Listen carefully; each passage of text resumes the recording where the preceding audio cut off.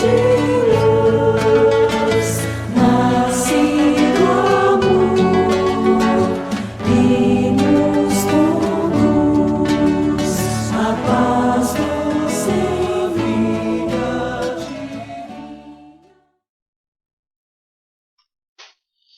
Mais uma pergunta da Bianca Nascimento.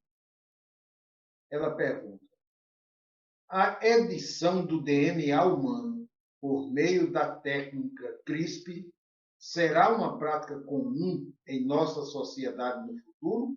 O que os amigos espirituais podem nos informar sobre isso?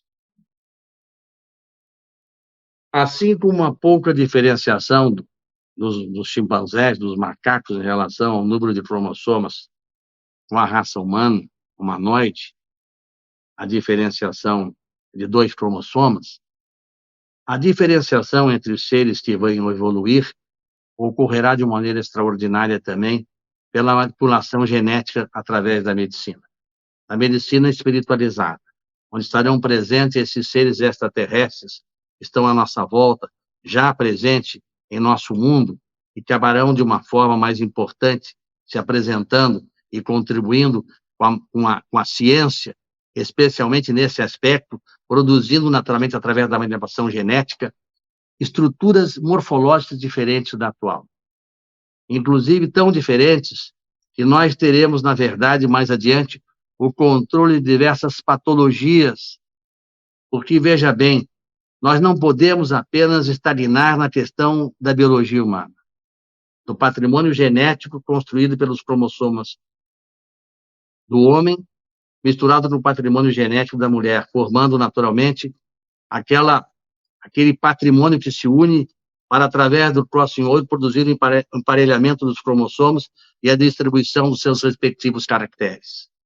Hoje a ciência sabe o que acontece do ponto de vista biológico, mas o que manipula para que nesse crossing-over os cromossomas se emparelhem de uma forma ou de outra forma, gerando inclusive em potencial no arquivo do ser doenças que haverão de surgir bem mais adiante, às vezes com 40, 50, 60 anos, é um mistério para a ciência humana.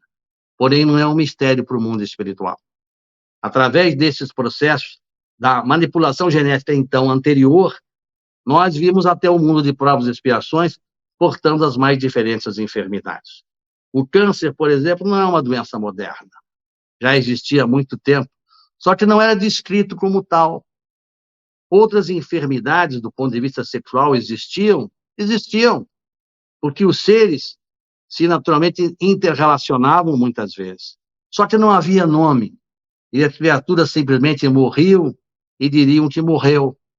A criatura morreu sem estabelecer, naturalmente, o nexo causal da patologia e a sua consequência. Fomos evoluindo, hoje dominamos uma série de informações refeitas, naturalmente, ao aspecto biológico. Mas à medida que agressávamos no mundo de regeneração, com essa informação da manipulação genética desses seres, tem uma outra morfologia, e não tem o que nós temos, né? Que são naturalmente reduzidas às funções externas, porque eles não precisarão viver com a matéria. Eles vivem além da matéria, não é? Eles não precisam da alimentação que nós utilizamos hoje, que é rica em detritos de animais que precisamos matar para absorver a sua carne ou para absorver as suas vísceras. Nós não teremos tanto depressões nem ansiedades, porque os nossos espíritos aprenderão a conviver, já que somos seres universais, com a compreensão a respeito do sentido da própria vida.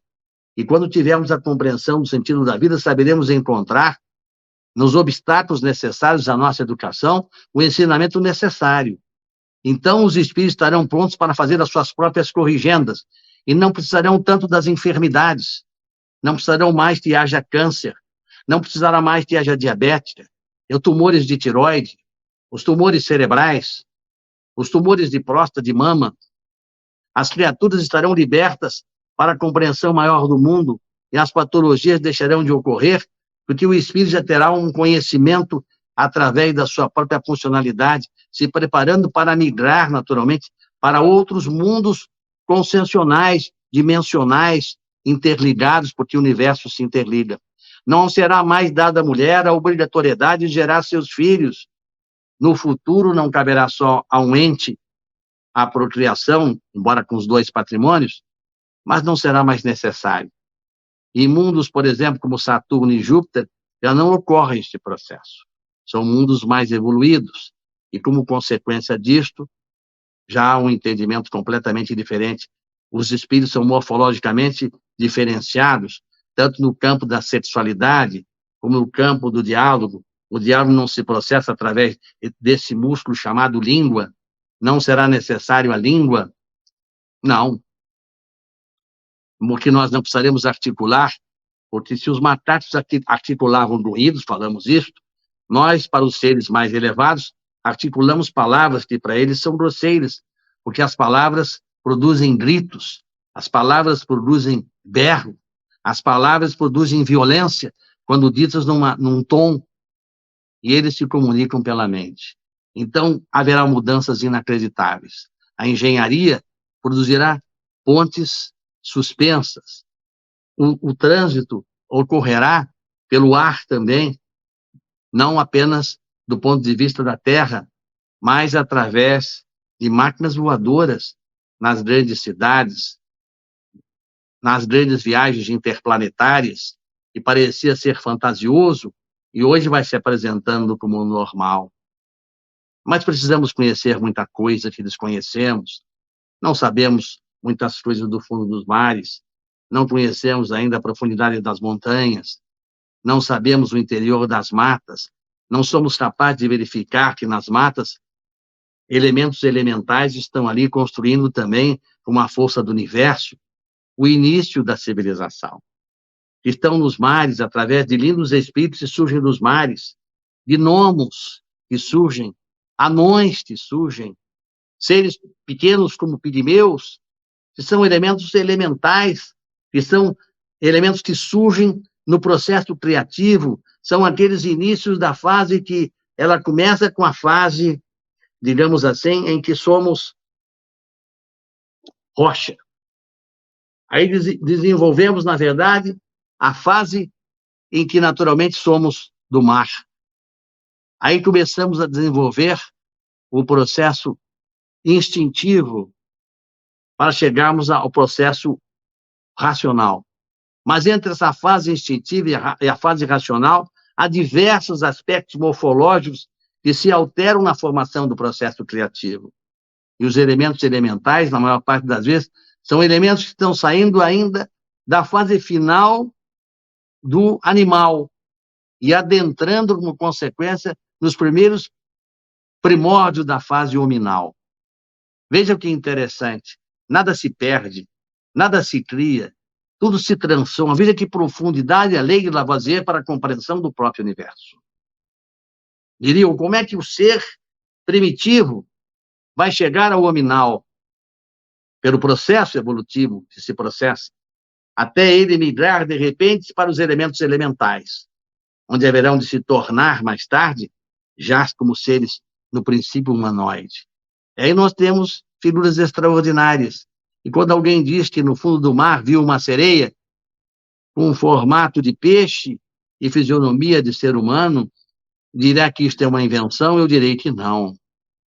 Nos processos criativos, na metamorfose dos processos criativos, há muita coisa que desconheceis. Ó pobre criatura que ainda migras nos mares revoltos da ignorância, e não és capaz de compreender que, levantando o véu da obscuridade, se abre ao teu conhecimento e desperta ao teu coração, inimagináveis condições te mostram o amor do poder divino na síntese das próprias criaturas, que enfim haverão de envolver no processo criativo, nos seus degraus evolutivos, o caminho esplendoroso da luz. Esta mistura que a mediunidade proporciona entre encarnados e desencarnados é uma demonstração, acima de tudo, da vigilância do mundo espiritual, para lhes mostrar que vós sois integrantes de um universo e que vós havereis de viajar, sim, para a compreensão da metamorfose do mundo que vos aguarda, as alterações completamente modificáveis, como poderíamos dizer, desses chimpanzés, que outrora deram início ao processo seletivo né? E que hoje vós estáis também num divisor do processo seletivo. Aceitai, pois, o convite e adentrai sem demora pelo vosso livre-arbítrio, porque essa diferença é marcada entre a anterior. Eles eram seres primitivos e, pelo desconhecimento, não podiam usar a razão e, como consequência, o livre-arbítrio. Vós sois seres diferenciados. Vós não tendes a desculpa de não terdes o vosso arbítrio.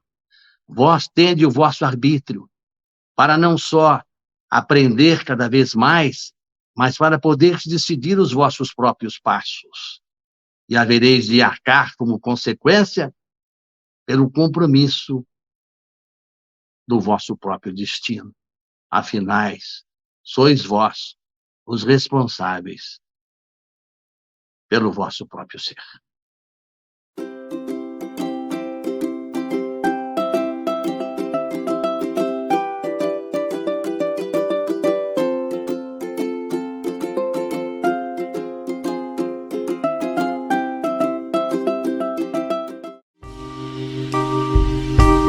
TV Chico Xavier, a sintonia do bem. Acesse tvchicoxavier.com. E nestas voltas eu vou cantando a canção tão feliz que diz: ai lili, ai lô. Por isso é que sempre contente estou. Ai lili, ai lô.